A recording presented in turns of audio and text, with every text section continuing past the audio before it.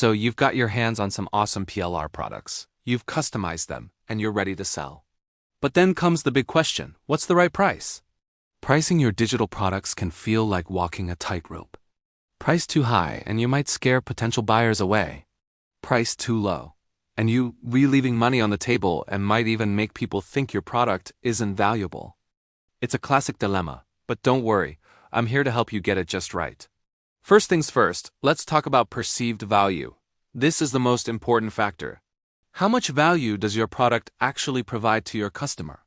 Is it a simple checklist, or is it a comprehensive ebook that solves a major problem for them?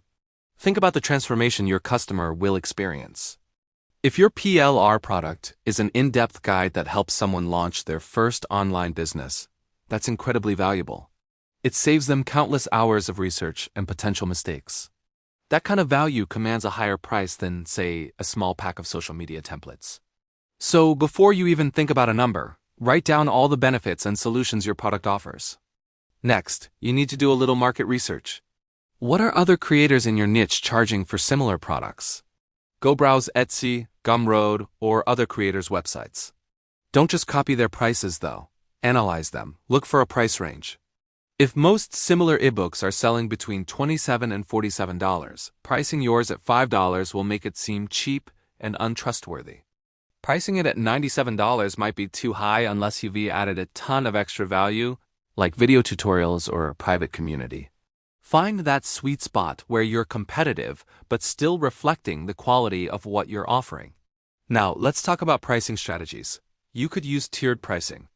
Offer a basic version of your product at a lower price, and then have a premium version with extra bonuses like worksheets, a bonus mini course, or coaching calls for a higher price. This lets you cater to different budgets and makes the premium offer look even more attractive. Another great strategy is to start with a special introductory price for a limited time. This creates a sense of urgency and rewards your early supporters. You can say something like, "Get it now for just $27 before the price goes up to $47 next week." This works wonders for driving initial sales. Finally, don't be afraid to test and adjust.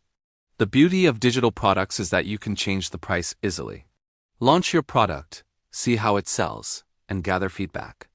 If sales are slow, you might consider adjusting the price or, even better, adding more value to justify the current price. Your pricing isn't set in stone forever.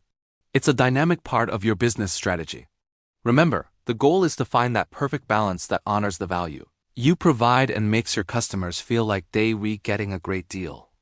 I hope these tips help you price your PLR products with confidence. If you found this helpful, give this video a thumbs up and subscribe for more tips on building your digital product empire. Thanks for watching, and I'll see you in the next one.